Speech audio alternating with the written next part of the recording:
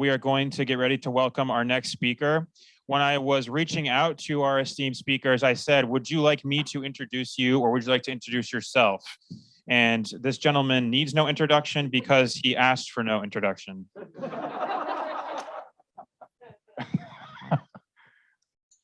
Oh, is that it? That wasn't too gushing. You know what? Hold on. Because I am so verbose and I have 20 minutes and then 10 for Q&A, I'm going to set my alarm for 15 minutes so I know when I have 5 minutes left, okay? And you all will hear it. And then you can start throwing popcorn. Okay, how do we work this thing forward? Look at that. Okay, so that's my introduction up there. So I'm going to be talking about policy today. I'm going to be talking about policy with a big P. I'm not going to spend too much time talking about medical device policy and you know, IMDRF. I want all of us to step back when we think about public policy in any industry sector or for anything. I'll go through it. We have to think about it I'm going to pick up on Nitten's use of the term grow with intent. And I think that's a good sort of controlling principle about how we think about public policy, because it is often messy. And I've been doing it for 35 years. So I have a jaundiced eye, so I'm going to have some contrarian thoughts with no offense to any of the government people in the room, because I was a government person and I was on the receiving end of lots of vitriol, both in the Congress and in the executive branch. And I was on the throwing end of vitriol as a public policy advocate for different not healthcare, but high-tech industries and financial services industries. So, but I will touch on how ultimately what I think the health sector, how we can think about some policy prescriptions for the healthcare sector. But first, I just want to thank again, Jeff Tully and Christian Demeff for putting on this conference in that transitional period between pandemic and not pandemic, or maybe we'll never be out of it. But I'm really happy to be here in 3D, or as Christian said, good to see your corporeal presence, and all of you as well. So these guys put on an excellent show. I just regret not being able to be here this morning to see the simulation. So that's my introduction. So as a bottom line, this is just sort of high level principles that all of you sort of intuitively know. Policy and technology matter. Cybersecurity is complex and evolving. Healthcare is complex and evolving. There is the basic recognition that market forces alone cannot address some of our more difficult policy challenges, and regulation alone cannot address some of our more difficult policy challenges.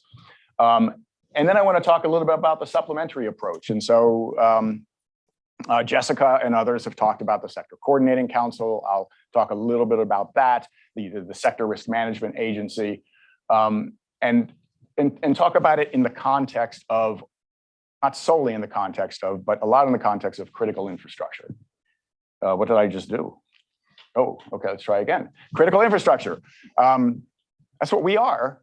That's what we are. As Jessica said, we are one of 16 or 17 critical industry sectors with financial services and telecommunications and electricity, water, transportation, oil and gas, and the list goes on. And that requires then maybe a little bit of a higher order of policy attention. But that attention, as we find over the years, is no more refined or deliberative sometimes than non-critical infrastructure policy. It's God damn it. And this is the healthcare ecosystem. So every critical industry sector is, excuse my language, I'm sorry, I shouldn't have said that. This is how complex it is. And so when we think about policy just in the healthcare sector, you can't think about policy for just one of these subsectors without recognizing that it's going to have spillover effects into an interdependent, interconnected ecosystem. And that's how we have to think about policy and for healthcare. And we do, and we don't. And that's just the deliberation, the grow with intent that Nitin eloquently said. So just with critical infrastructure protection, there is a whole library now of foundational policy documents, mostly coming out of the White House, actually starting from the bottom and moving up. As far back, PDD 63, I think, is the first one, 1998. That's the one that says we have these critical sectors. They face any number of systemic threats and vulnerabilities. Private sector organizations, private industry owns and operates these critical sectors. They better get organized to identify and mitigate these threats and vulnerabilities, and they better do it with the government. That's the foundation right there, is PDD 63 and then HSPD 7. All of those are iterations, updates of that foundational policy. Moving on up to, actually the NDA, the National Defense Authorization Act, is particularly focused, in my view, about how to animate and structure and operationalize what ultimately has become a public-private partnership. Again, the supplemental policy approach, supplemental to regulation, supplemental to legislation, hard policy, hard public policy. This is softer public policy. This is the collaboration and partnerships, which some people think is just a shibboleth for do nothing, but it is important. And we are in this position now of trying to, in the healthcare sector, really gel that partnership, because there is so much that HHS has to offer the industry, and there's so much that the industry has to offer HHS. If we would really combine forces, combine resources, combine intelligence to really get a grip on these wide-ranging and evolving and complicated threats. And then, you can read all of those, and they're just really snapshots of different ideas. I will tell you later that policy is often improvisation, and that's what it is. You hope it's going to work. You come up with an idea. You think you've found the key challenges, the key problems, but it doesn't always work out as intended. But then you got to have accountability. And this is where we have really evolved, I think. So I was the first guy to be appointed by the president to the position, a new position known as the Assistant Secretary for Cybersecurity and Communications at the Department of Homeland Security, before it became CISA. And at that time, nobody, I was publicized as the cyber czar, the first, the nation's first cyber czar, but no, there were so many other agencies who said, no, that's my job. Some chief of staff in some office of the Department of Defense was quoted in the press saying, look, when private industry has a cyber issue, a cyber event, a cyber incident, who do you think they're going to call? They're going to call DOD.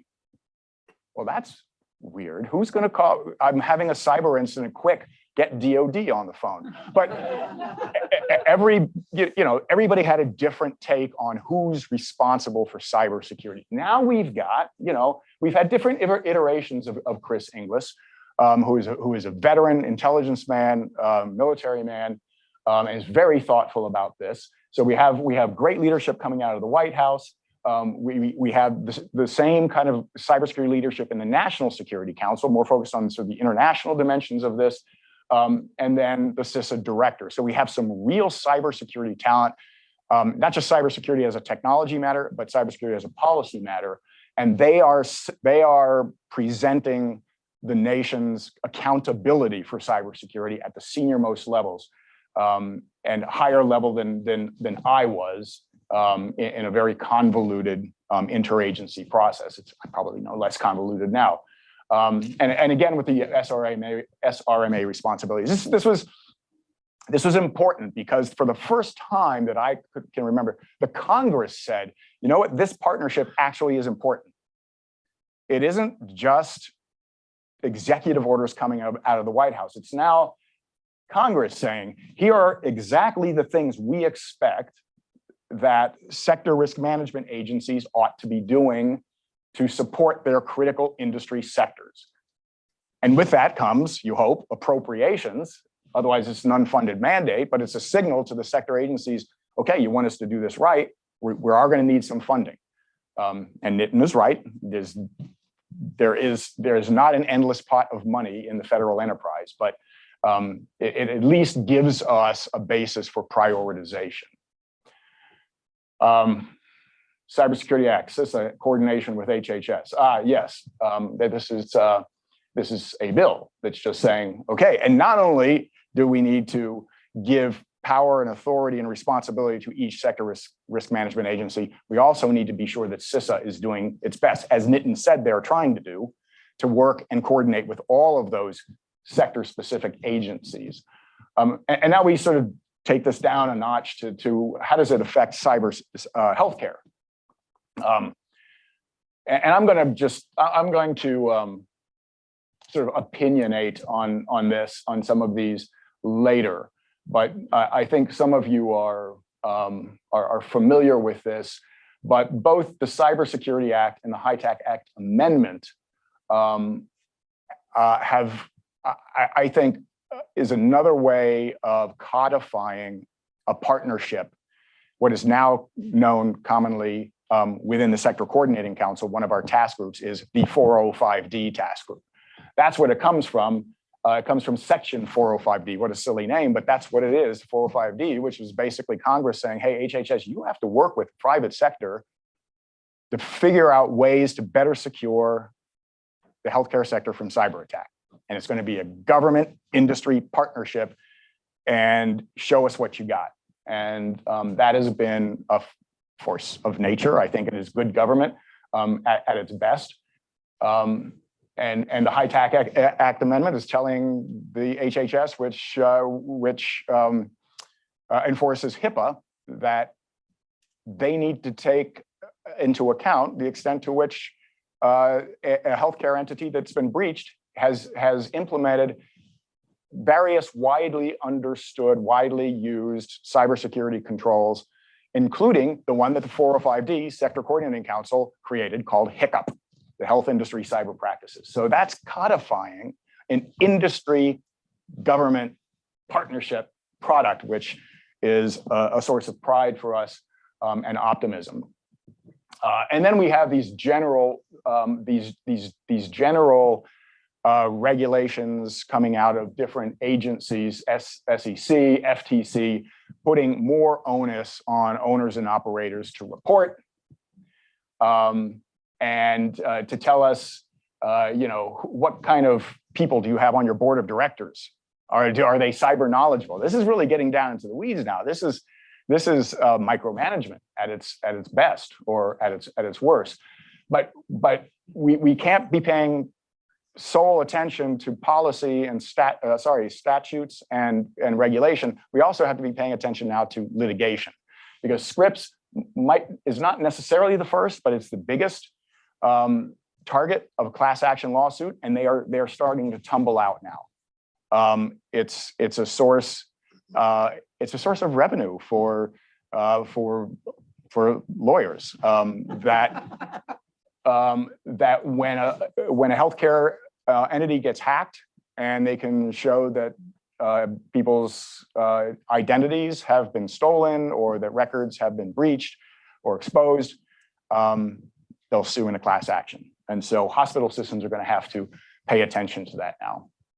And now, I'm not going to. So Suzanne gave us a great overview of the latest draft pre-market, and the Patch Act as sort of as being aligned with that, supplementary to that.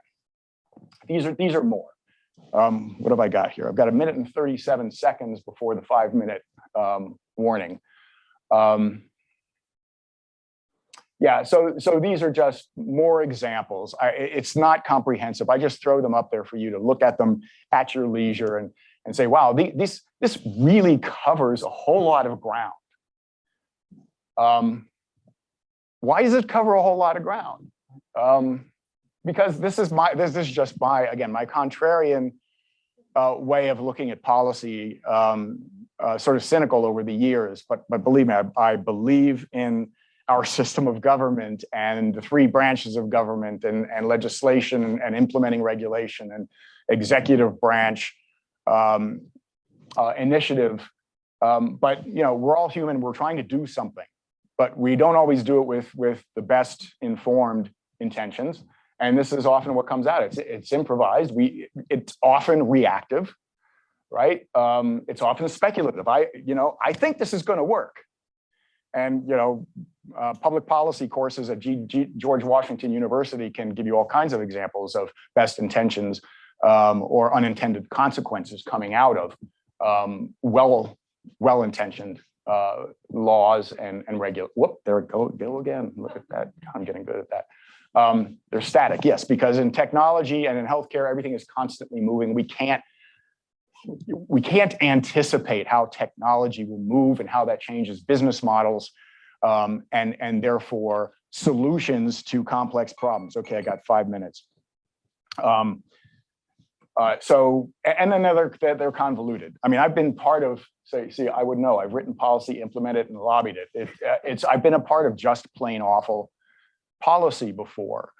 Because when you have these various actors coming together, when it's the Congress and the regulatory agencies and the White House and the judicial system and the private sector stakeholders all trying to influence policy in a certain direction, the adage always was, if nobody likes it, then it must be good.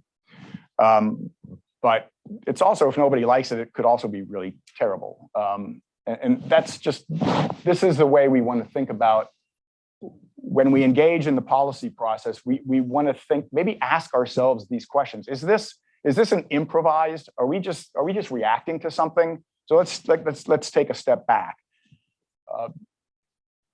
And so what do we actually need? We do need the balance. I think I started with this at the beginning of the talk, that it isn't market forces or regulation alone that can deal with some of the problems we have, whether it's medical device security or how hospitals manage security on extremely tight budgets, or how device makers and hospitals should have shared responsibility.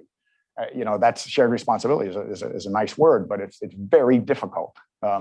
And I'll talk about how we've dealt with that. All right. So here's just good examples, in my view, of what has been, I think, promising legislation or regulation that is sort of moving us forward. And I mentioned the 405D. What came before that in the bill was 405C. It was again trying to bring bright minds together from industry and government. 405C said we need a task force. HHS, start a task force. You got 1 year. Come up with the answers to why is the healthcare sector getting slammed by cyber attacks, and what do we do about it? And so that was a collaborative process of thought leaders in both industry and government, healthcare and cybersecurity. And again, as we watch the FDA get more authority to try to raise the bar, a rising tide lifts all boats. Suzanne. Sorry, I couldn't resist that, but that's, on an international scale. And then again, the incentive for health provider investment in cybersecurity, asking OCR, Office for Civil Rights, to think about, to pay attention to whether a hacked entity has actually done the right thing, but they still got hacked. And then just announced was the Cyber Safety Review Board from this executive order. It's analogized to the National Transportation Safety Board of industry and government members. We'll see how that plays out. But it's a pretty stellar looking group of people. And their charge is to be able to assess what happened in the cyber attack and how do we learn from it and help the industry. More ideas. We need incentives. How much time do I have? Who's keeping? Because I've lost the 5 minutes. 5 more minutes, and then questions. Okay. All right, so I'll just let you read that. We potentially need more incentives. We need, CMS to be thinking about, look, you do better cybersecurity, we'll give you better reimbursement. It's not punitive. It's positive. It's rewarding. We continue to have information sharing problems. We'll never get rid of the information sharing problems between industry and government because by default the government thinks if you need to know, I'll give it to you. But then we have to declassify it, even if some of that classified information comes from industry. So we need to move to a need to share kind of stance. And then get our government to actually embrace a lot of the industry solutions, such as the Sector Coordinating Council. Ta-da. So this is the Cybersecurity Working Group that I serve as the executive director for. We are a group of 320 organizations now, including government partners. And we're organized around a series of task groups that will hope to implement some of the recommendations that came out of that task force report that I showed you from 405C.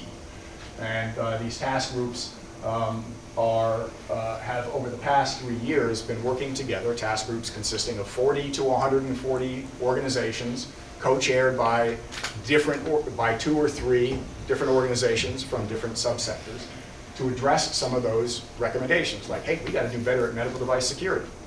We got to do better at cybersecurity best practices in hospital systems. We need better workforce. There's not enough cybersecurity talent in the healthcare industry. Supply chain security. We've got vendors and service providers. They're not doing the right cyber hygiene. They're selling us insecure products, or they're connecting with our networks without doing proper enterprise cybersecurity controls in their own environment. So these are just over the past 3 years, 12 of the documents that we have produced by the sector for the sector.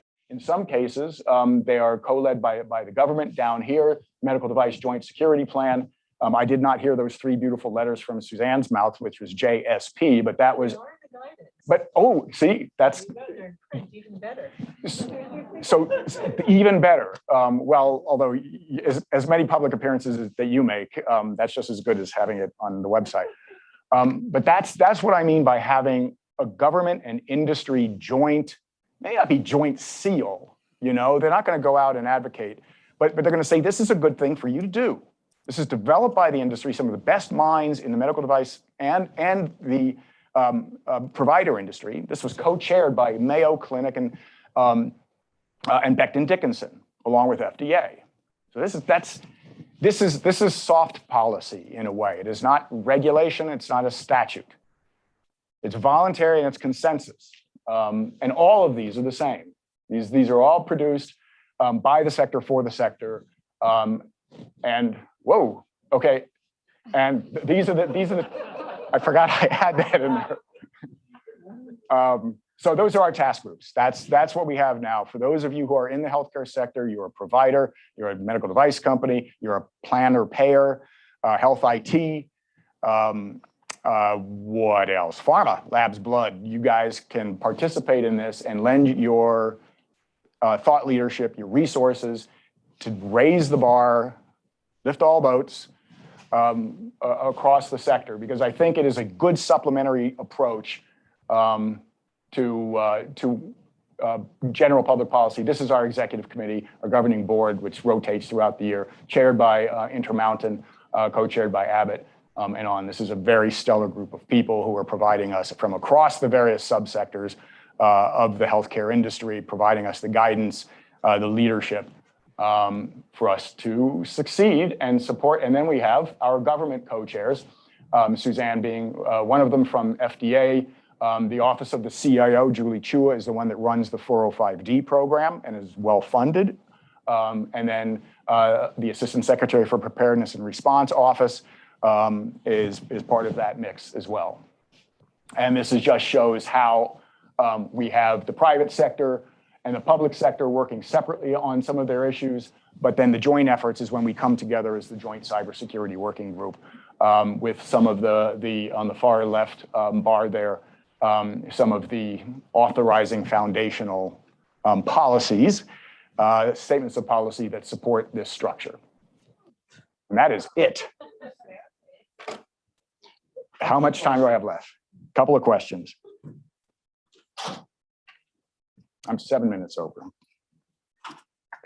That was the fastest I've talked in a long time. We're good? Okay. All right, who has questions? Yes, ma'am. Your idea about tying CMS reimbursement to cybersecurity. I don't, yeah, you talk to CMS. I know the idea has been broached. Folks have talked about it up on Capitol Hill. I believe CMS is aware of that thinking. I am absolutely not an expert on the whole reimbursement process. I know it is convoluted and just unimaginably complex. So I think it's just one of those ideas to get people thinking about how do we get some of those under-resourced organizations to be able to invest. And the question for the panel before was, maybe it was from you. Exactly. How do you, what kind of funding? And we've suggested funding for them, maybe matching grants or something to hospitals to say, look, one of the most fundamental things you can do, don't go out and buy all kinds of equipment if you don't know what you're buying. Maybe the first thing you need is to have situational awareness. You need to know what's going on around you. And one of the best sources of that is an information sharing and analysis organization or the ISAC, the Information Sharing and Analysis Center, kind of the same things, except the ISAC is critical infrastructure focused.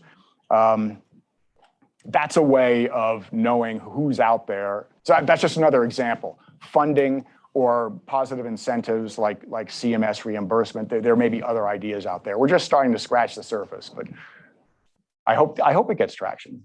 Is there anyone from CMS here or somebody who deals with the reimbursement process intimately to know if that's a red herring? Yes. Mari from Chime. Oh, hey, Mari. Hi, we represent the CISOs. I'll get you in a second.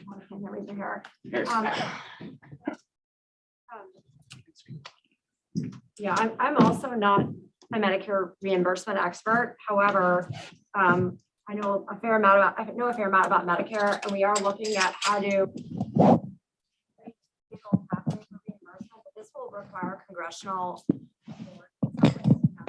like, oh yes, we wave my magic wand and give you tons of money. Said CMS never.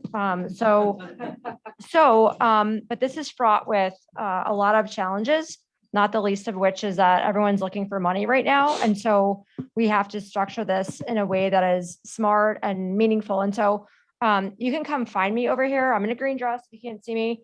And I'd be happy to take your information and your ideas, because I think we're thinking about how do you do this? Like, is it, and I'm loath to repeat these words, so hopefully there's no one in the press here because we're not, we don't have policy on this yet, but is it a meaningful use like program with no downside?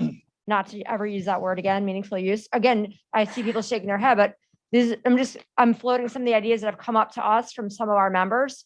So again, we represent the CISOs. Is it some sort of add-on payment? But we believe that short-term Band-Aid patches on the Titanic are not going to work, and that a grant program would be nice for a few years, but it's not really a sustainable pathway. So again, if you have like all the genius ideas about how to get Congress to give money for a sustainable pathway, I'm like, doors open over here. Yeah, so and that's the grow with intent idea I was talking about, because many of Mari's members, the College for Health Information Management executives, would look at a CMS thing and saying, oh God, is that another requirement? And particularly for small hospitals. So how do you present that in a way that's, no, it's not a requirement. You're not gonna be penalized if you haven't invested in the cyber, but if you do and you show certain metrics, maybe then you can get a better reimbursement. But there's ways to deal with it. Yeah. We tried to talk to CMS a few years ago about MIPS, and there's like an improvement category for clinicians, and they wanted nothing to do with it. So that would have been, again, like no downside risk, would have been optional. And then also just a reminder, there was Medicaid incentives and they were no downside risk either. So I'm not saying that's the pathway, but we're just hard pressed to figure out like how to structure this, and it's not going to be easy. Yeah, let's do it right. No pot shots, no legislative pot shots or regulatory pot shots. And there's a lot of that happens. Anyway, I've used up more time. I hesitate to cut off a great discussion, but unfortunately just keep things moving. Please, a round of applause. I was being facetious earlier. I was being a little facetious with my lack of introduction. If our spirit of bringing together stakeholders and reaching across a bunch of different spectrum is personified in a person, that person is a Greg Garcia. So that was a great talk. I'm really happy to be able to have that, to share that to more people who will learn a lot from that.